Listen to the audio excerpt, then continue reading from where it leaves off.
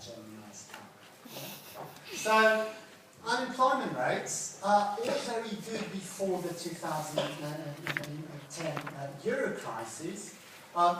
Look at my country, Portugal, it was always, so it's the blue, right? It was always, the unemployment rate was always super low, between 4 and 5%. So wages lower, but most people could find a job. That was not the same in Spain, but there was a substantial reduction in the unemployment rates throughout the 90s. And before the crisis, you can see the unemployment rates were quite similar. But since the crisis, as you know, these unemployment rates in these periphery countries have increased, in some cases for Spain and Greece, dramatically. Yeah? So it does feel, if you go there, it does feel like a country in a recession. So what happens to the interest rates? I've shown, this is just another way of showing what happens to the nominal interest rates.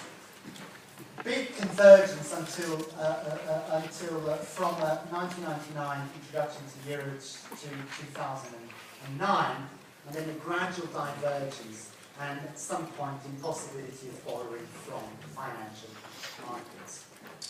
So, optimum currency area criteria with euro. In terms of trade, is there enough integration? Sorry. There is quite a lot, but it's still not enough. So we will need more trade. Labour mobility, it's very low, as you'll see on the last slide. So despite whatever the current government says, it's still very small compared to intra-country mobility. People are very reluctant to move. This is the case in Southern Europe, in part, of course, because of the language barrier. Those of you that come from Spain and Italy, and, well, mainly Spain and Italy, but also France, will know what I'm talking about. It's the teaching of foreign languages is just not great, let me put it this way. It's also not great in this country, but it doesn't really matter because everyone is going to speak English. So that's the advantage the UK has. But if you're French, you're going to find it very, very difficult to find a job where you have to speak English really well. And so forget speaking German, that would be even worse. Yeah? So this lack of ability to speak a lingua franca has been a big problem for the Euro project.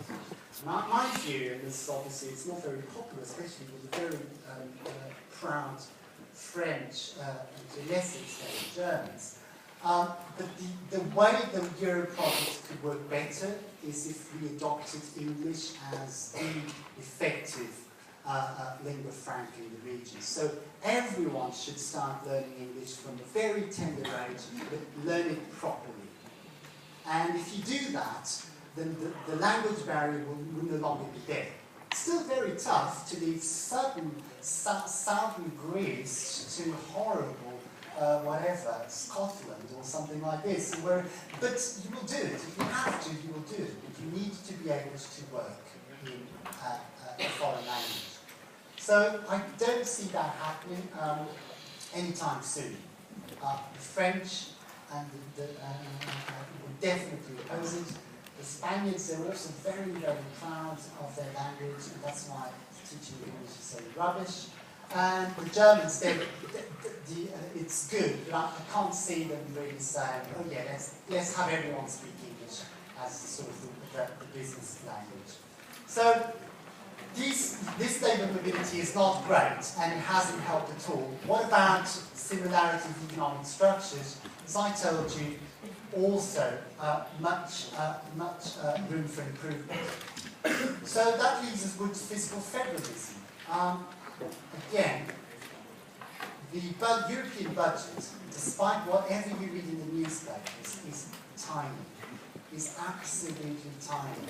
There's no way Brussels could actually send enough money to the regions that are in trouble if there's more than a small country being affected. So Cyprus, I have no one is from Cyprus, we can help Cyprus, because Cyprus is tiny, it has less than 300,000 people. We can't help Spain, it has more than 45 million people. Yeah?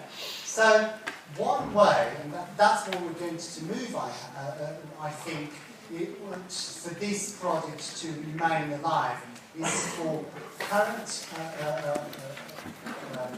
governments to accept that we need to send more money to Brussels. So the European budget needs to be much, much greater. Hold on, guys, I started 5 minutes late. I really need to finish this slide. So, definitely not an optimum currency area. That hasn't helped that fiscal policy was out of control before the crisis. Had Greece, had Italy and Spain and Portugal started with much lower debt to GDP ratios, they could have used fiscal policy to counterbalance the reduction in demand. That was simply not available. And then the only adjustment mechanism that we're having is these so-called internal devaluations. So Greece